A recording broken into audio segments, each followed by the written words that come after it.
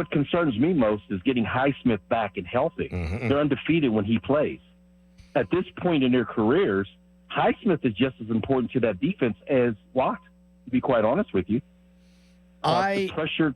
Go ahead. Well, the pressure that he imposes from that side means that they can't triple team Watt, which allows Watt to do some of his stuff.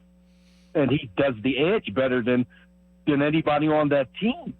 My hope is that he's back next week, Anthony. They need him. They're going to have a tough time slowing down Cincinnati if they can't have the pass rush firing on all cylinders. Yes. And you know what? I'm disappointed in the coaching like the rest of you, because I guess they didn't watch the New Orleans game because it was a short week. I watched the New Orleans-Cleveland game. They took advantage of Garrett's aggressiveness. They ran screens behind him. They ran at him.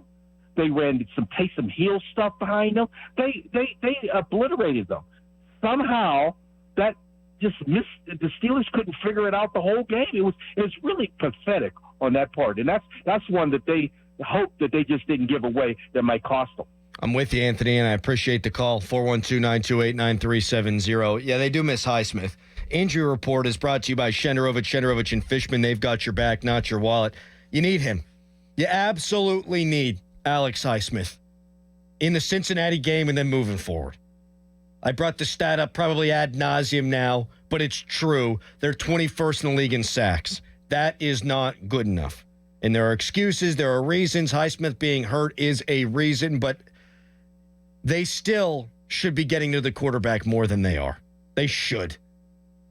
When you're paying Watt what you're paying him, when you're paying Hayward what you're paying him, you got to get to the quarterback more often.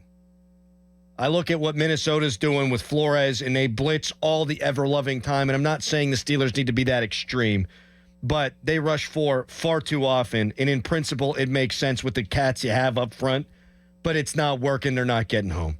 There's a lot left to be desired from a coaching standpoint now after that Cleveland game, right? You need to adjust offensively.